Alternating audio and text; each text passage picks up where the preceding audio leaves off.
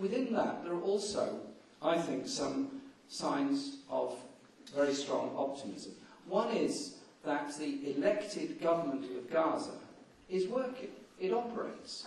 The Parliament building, whilst it was bombed and semi-destroyed by Israeli jets a year ago, provided us with a takeaway dinner in the ruins of the Parliament building, which I thought was very nice of them and quite a nice gesture.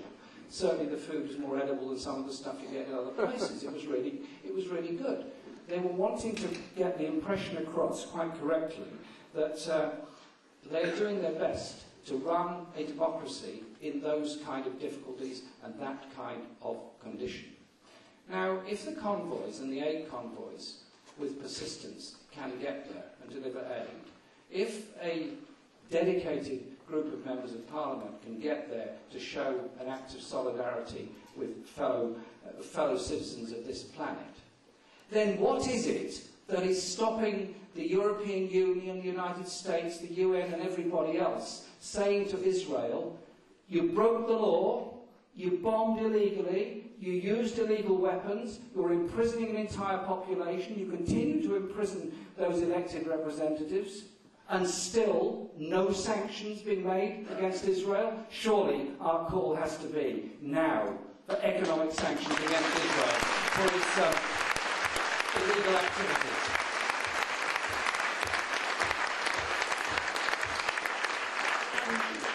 Then the two other questions come up. One is the Goldstone Commission report into the atrocities that happened.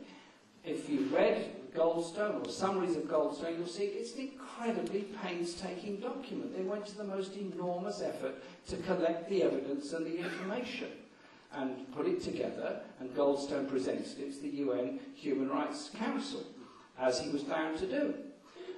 They, the Human Rights Council, voted to send it to the United Nations Security Council, as they were asked to do, and they did that. The British representative, I'm assured, wasn't in the room, therefore wasn't abstaining on the document. And I've tried to find out from David Miliband what the difference is between non-attendance and abstaining, and he's unable to give me a proper answer on this. The reality is that Britain and the United States were unkeen, to put it mildly, on Goldstone being sent for any further action or investigation. But it has gone to the UN Security Council, and we've got to keep our eye on it to make sure that document is thoroughly prepared, investigated, and the appropriate arrest warrants made against those people that deliberately, specifically ordered the bombing of civilian targets in Gaza. Now, there are lawyers amongst us and in our community of pro-Palestinian people who managed to get an arrest warrant out for Zippy Livni. Well done them. Absolutely brilliant thing to do. The reason we have universal jurisdiction on human rights cases in British courts is because those of us that were campaigning to have General Pinochet put on trial managed to get the case into the House of Lords, and they voted, they decided rather, that British courts had universal jurisdiction on human rights cases on a decision of a district judge on appropriate presentation of evidence, and a district judge duly authorised an arrest warrant for Livni. Apparently, the Foreign Office is embarrassed by this because it will stop friendly leaders, i.e. Israeli leaders, visiting this country. So they want to instead change the law to make it a requirement that a prosecution can only be done on the authority of the Attorney General, thus bringing it straight away into the political arena. If this thing comes up, we will mount the strongest possible parliamentary action against it, and we'll need to mount a very big action against it outside, because it is simply wrong that we should interfere in a judicial process against people that are guilty of human rights abuses, and they should therefore face trial as a result of it. And the last point I'd make is this, that we are presented with the situation that there's a division amongst the Palestinians between those in Gaza and those on the West Bank. The blockade of Gaza exacerbates that sense of division and separateness, but the impression I got from meetings I've had with people in Syria and also meetings I've had with people in Gaza, that there is a real feeling of bringing together a Palestinian leadership that is united to act for, argue for and demand recognition of Palestinian rights around the world. And I think that's something that we have to remember. We're here in solidarity with the people of Palestine. They've suffered 60 years of humiliation, of attack, of death, of discrimination. Those that live in Gaza live in these awful conditions.